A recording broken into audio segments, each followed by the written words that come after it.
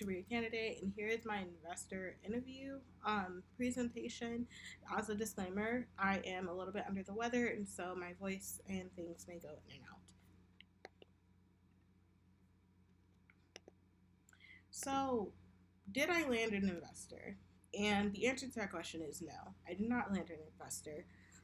Finding an investor who fit the criteria was very difficult. I found several other investors who were willing to talk to me, but they mainly invested in real estate or some type of anything that just like wasn't what we were looking for or wasn't in the criteria. Um, and so those who I did end up reaching out who kind of fit the criteria were unable to do a phone interview with me, and or it didn't have time, or I'm still waiting for responses. So that's mainly kind of like what happened with the investor. Um, some of the methods that I took to reach out is I posted what I was looking for on Twitter, Facebook, Instagram, and LinkedIn. I also emailed a few people. I also called and messaged family, friends, and their connections if they had them. I called about 20 people and I messaged a lot of people. I had a lot of conversations.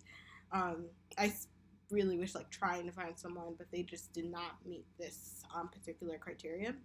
I also found a lot of people on angel.co, but the issue with that is I couldn't have access to their emails or any contact information without making some type of account.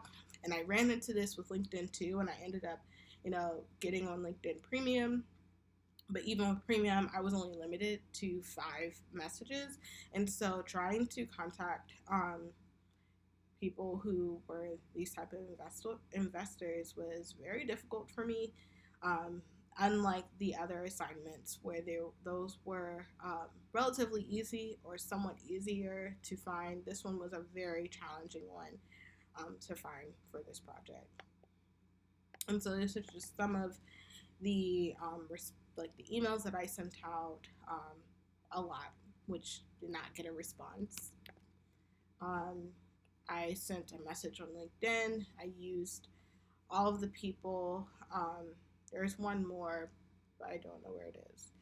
And I only got a response from one who told me that all of their investments were to be sent to someone who was higher up. So I was always directed to the person higher up, and the higher up was unavailable. And so what did I do? I didn't have any information. I didn't have anything really to take away from this. And so what I did was I decided to read a few articles about the decision-making process for some investors, and I narrowed down some of the commonalities of it.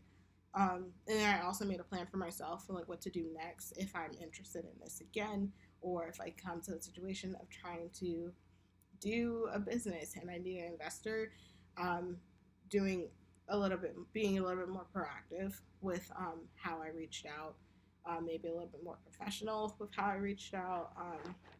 I will have to say that I did it in a very short time, and time management was something that could have been improved on this.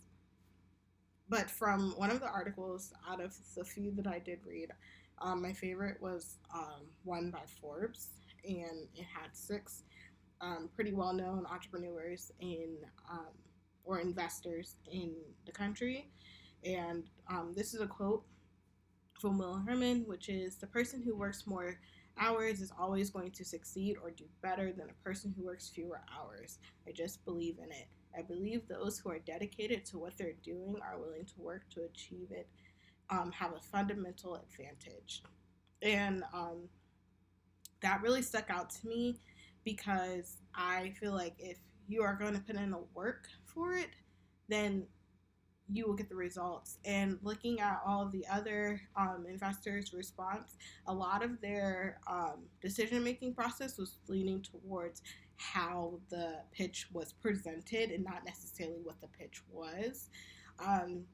There was several, commonalities of just like, yes, you have to make sure that it's marketable. You have to make sure that, this is something that would be interesting, but also if it's something that like you're really passionate about and you really sell it, you sell a story with it, they're more inclined to actually invest in that entrepreneur in that company. So I thought that was interesting. And I read two other articles that also had very, very similar, if not almost the same, conclusions, which were based on real interviews with other investors. So, yeah, the one that I used with Will Herman was from Forbes magazine in January. And then these were the other three articles that I read. Well, I read more, but these are the ones that I liked the most. The 5 things startup investors look for before investing, which is on entrepreneur.com. Here's what startup investors look for in entrepreneurs before investing, which is the Forbes magazine, and what investors look for, which is fundable.com. And so I recommend those resources. I felt very confident reading them and I enjoyed it. And so that is the end of my presentation. And I just want to say thank you for watching.